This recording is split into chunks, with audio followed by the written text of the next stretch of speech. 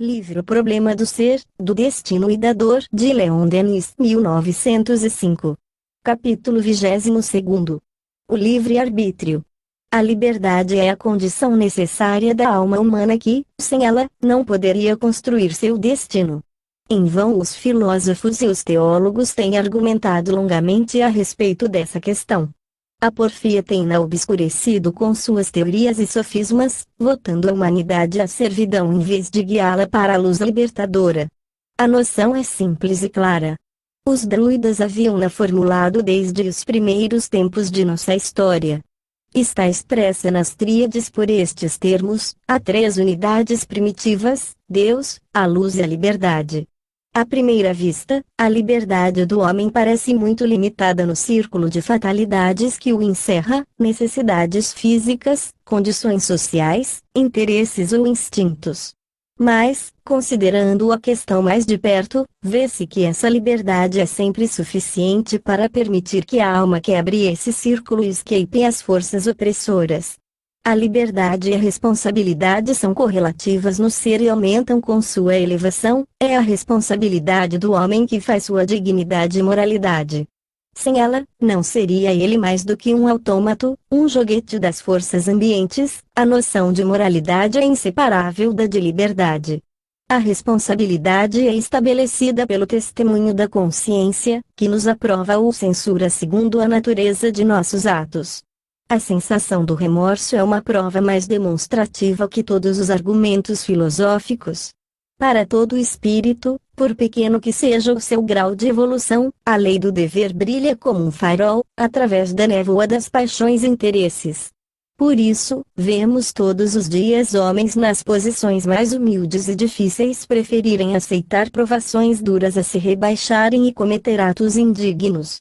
Se a liberdade humana é restrita, está pelo menos em via de perfeito desenvolvimento, porque o progresso não é outra coisa senão a extensão do livre-arbítrio no indivíduo e na coletividade.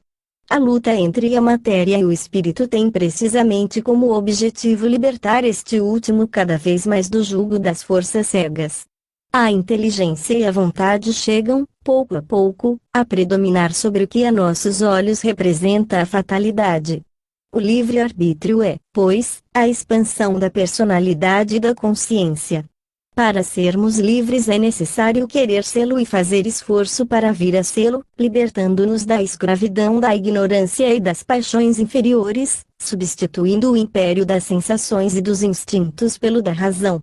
Isto só se pode obter por uma educação e uma preparação prolongada das faculdades humanas, libertação física pela limitação dos apetites, libertação intelectual pela conquista da verdade, libertação moral pela procura da virtude. É essa obra dos séculos. Mas, em todos os graus de sua ascensão, na repartição dos bens e dos males da vida, ao lado da concatenação das coisas, sem prejuízo dos destinos que nosso passado nos inflige, há sempre lugar para a livre vontade do homem. Como conciliar nosso livre-arbítrio com a presciência divina? Perante o conhecimento antecipado que Deus tem de todas as coisas, pode-se verdadeiramente afirmar a liberdade humana? Questão complexa e árdua na aparência, que fez correr rios de tinta e cuja solução é, contudo, das mais simples. Mas o homem não gosta das coisas simples, prefere o obscuro, o complicado, e não aceita a verdade senão depois de ter esgotado todas as formas do erro. Deus, cuja ciência infinita abrange todas as coisas, conhece a natureza de cada homem e as impulsões, as tendências, de acordo com as quais poderá determinar-se. Nós mesmos, conhecendo o caráter de uma pessoa, poderíamos facilmente prever o sentido em que, numa dada circunstância, ela decidirá, quer segundo o interesse, quer segundo o dever. Uma resolução não pode nascer do nada. Está forçosamente ligada a uma série de causas e efeitos anteriores das quais deriva e que a explicam. Deus, conhecendo cada alma em suas menores particularidades, pode, pois, rigorosamente, deduzir, com certeza, do conhecimento que tem dessa alma e das condições em que ela é chamada a agir, as determinações que, livremente, ela tomará. Notemos que não é a previsão de nossos atos que os provoca. Se Deus não pudesse prever nossas resoluções, não deixariam elas, por isso, de seguir seu livre curso. É assim que a liberdade humana e a previdência divina conciliam-se e combinam, quando se considera o problema à luz da razão. O círculo dentro do qual se exerce a vontade do homem é, de mais a mais, excessivamente restrito e não pode, em caso algum, impedir a ação divina, cujos efeitos se desenrolam na imensidade sem limites. O fraco inseto, perdido num canto do jardim, não pode, desarranjando os poucos átomos ao seu alcance, lançar a perturbação na harmonia do conjunto e pôr obstáculos à obra do divino jardineiro. A questão do livre-arbítrio tem uma importância capital e graves consequências para toda a ordem social, por sua ação e repercussão na educação, na moralidade, na justiça, na legislação, etc. Determinou duas correntes opostas de opinião, os que negam o livre-arbítrio e os que o admitem com restrição. Os argumentos dos fatalistas e deterministas resumem-se assim: o homem está submetido aos impulsos de sua natureza, que dominam e obrigam a querer determinar-se num sentido, de preferência a outro, logo, não é livre. A escola adversa, que admite a livre vontade do homem, em face desse sistema negativo, exalta a teoria das causas indeterminadas. Seu mais ilustre representante, em nossa época, foi C.H. Renovier. As vistas desse filósofo foram confirmadas, mais recentemente, pelos belos trabalhos de Wundt, sobre a percepção, 209, de Alfred Fouillée sobre a ideia-força e de Boutroux sobre a contingência da lei natural. Início da nota do editor 209. A percepção, intuição, faculdade de apreender imediatamente pela consciência uma ideia, um juízo. Fim da nota do editor. Os elementos que a revelação neo-espiritualista nos traz, sobre a natureza e o futuro do ser, dão à teoria do livre-arbítrio sanção definitiva. Vem arrancar a consciência moderna a influência deletéria do materialismo e orientar o pensamento para uma concepção do destino que terá por efeito, como dizia C. Duprel, recomeçar a vida interior da civilização. Até agora, tanto sob o ponto de vista teológico como determinista, a questão tinha ficado quase insolúvel. E não podia ser de outro modo, já que cada um daqueles sistemas partia do dado inexato de que o ser humano tem a percorrer uma única existência. A questão muda, porém, inteiramente de aspecto ao se alargar o círculo da vida e se considerar o problema à luz que projeta a doutrina dos renascimentos. Assim, cada ser conquista a própria liberdade no decurso da evolução que tem de perfazer.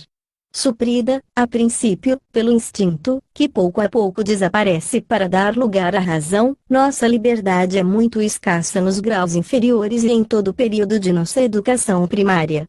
Toma extensão considerável, desde que o espírito adquire a compreensão da lei.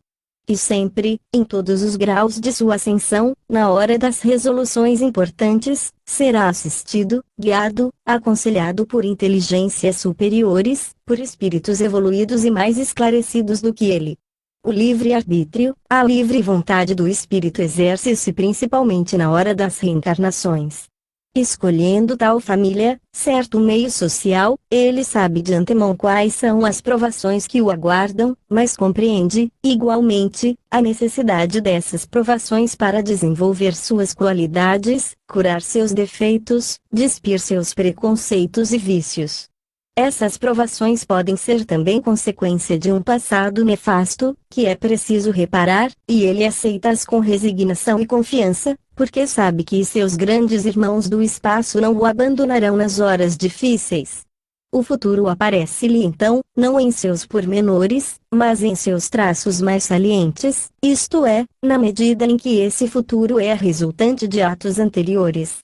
Esses atos representam a parte de fatalidade ou a predestinação que certos homens são levados a ver em todas as vidas. São simplesmente, como vimos, efeitos ou reações de causas remotas. Na realidade, nada há de fatal e, qualquer que seja o peso das responsabilidades em que se tenha incorrido, pode-se sempre atenuar, modificar a sorte com obras de dedicação, de bondade, de caridade, por um longo sacrifício ao dever. A questão do livre-arbítrio tem, dizíamos, grande importância sob o ponto de vista jurídico. Tendo, não obstante, em conta o direito de repressão e preservação social, é muito difícil precisar, em todos os casos que dependem dos tribunais, a extensão das responsabilidades individuais. Não é possível fazê-lo senão estabelecendo o grau de evolução dos criminosos. O neoespiritualismo fornecer-nos-ia talvez os meios, mas a justiça humana, pouco versada nessas matérias, continua a ser cega e imperfeita em suas decisões e sentenças. Muitas vezes o mal, o criminoso, não é, na realidade, mais do que um espírito novo e ignorante em que a razão não teve tempo de amadurecer. O crime, diz Duclos, é sempre o resultado de um falso juízo. É por isso que as penalidades infligidas deveriam ser estabelecidas de modo que obrigassem o condenado a refletir, a instruir-se, a esclarecer-se, a emendar-se. A sociedade deve corrigir com amor e não com ódio, sem o que se torna criminosa. As almas, como demonstramos, são equivalentes em seu ponto de partida. São diferentes por seus graus infinitos de adiantamento, umas novas, outras velhas e, por conseguinte, diversamente desenvolvidas em moralidade e sabedoria, segundo a idade. Seria injusto pedir ao espírito infantil méritos iguais aos que se podem esperar de um espírito que viu e aprendeu muito. Daí uma grande diferenciação nas responsabilidades. O espírito só estará verdadeiramente preparado para a liberdade no dia em que as leis universais, que lhe são externas, se tornem internas e conscientes em razão de sua própria evolução. No dia em que ele se penetrar da lei e fizer dela a norma de suas ações, terá atingido o ponto moral em que o homem se possui, domina e governa a si mesmo. Daí em diante já não precisará do constrangimento e da autoridade sociais para corrigir-se, e dá-se com a coletividade o que se dá com o indivíduo. Um povo só é verdadeiramente livre, digno da liberdade, se aprendeu a obedecer a essa lei interna, lei moral, eterna e universal, que não emana nem do poder de uma casta, nem da vontade das multidões, mas de um poder mais alto.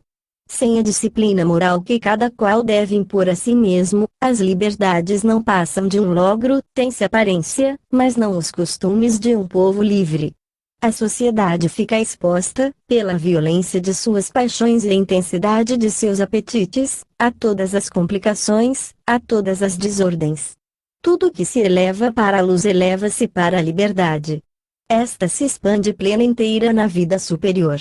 A alma sofre tanto mais o peso das fatalidades materiais quanto mais atrasada e inconsciente é, tanto mais livre se torna quanto mais se eleva e aproxima do divino. No estado de ignorância, é uma felicidade para ela estar submetida a uma direção. Mas, quando sábia e perfeita, goza da sua liberdade na luz divina. Em tese geral, todo homem chegado ao estado de razão é livre e responsável na medida do seu adiantamento. Passo em claros casos em que, sob o domínio de uma causa qualquer, física ou moral, doença ou obsessão, o homem perde uso de suas faculdades. Não se pode desconhecer que o físico exerce, às vezes, grande influência sobre o moral, todavia, na luta travada entre ambos, as almas fortes triunfam sempre. Sócrates dizia que havia sentido germinar em si os instintos mais perversos e que os domara. Havia nesse filósofo duas correntes de forças contrárias, uma orientada para o mal, outra para o bem. Era a última que predominava. Há também causas secretas que muitas vezes atuam sobre nós.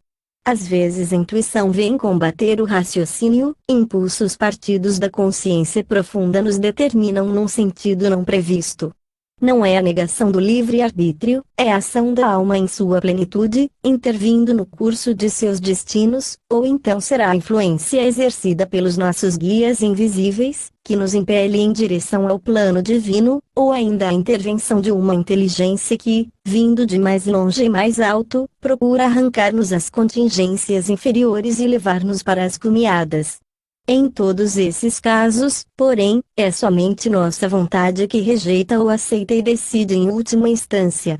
Em resumo, em vez de negar ou afirmar o livre-arbítrio, segundo a escola filosófica a que se pertença, seria mais exato dizer: o homem é o obreiro de sua libertação. Ele atinge o estado completo de liberdade pelo cultivo íntimo e pela valorização de suas potências ocultas. Os obstáculos acumulados em seu caminho são meramente meios de o obrigar a sair da indiferença e a utilizar suas forças latentes. Todas as dificuldades materiais podem ser vencidas. Somos todos solidários e a liberdade de cada um liga-se à liberdade dos outros. Libertando-se das paixões e da ignorância, cada homem liberta seus semelhantes. Tudo que contribui para dissipar da inteligência as trevas e fazer recuar o mal torna a humanidade mais livre, mais consciente de si mesma, de seus deveres e potências. Elevemo-nos, pois, à consciência de nosso papel e nosso objetivo e seremos livres. Com os nossos esforços, ensinamentos e exemplos asseguraremos a vitória da vontade, assim como do bem, e em vez de formarmos seres passivos, curvados ao jugo da matéria, expostos à incerteza e inércia, teremos feito almas verdadeiramente livres, soltas das cadeias da fatalidade e pairando acima do mundo pela superioridade das qualidades conquistadas.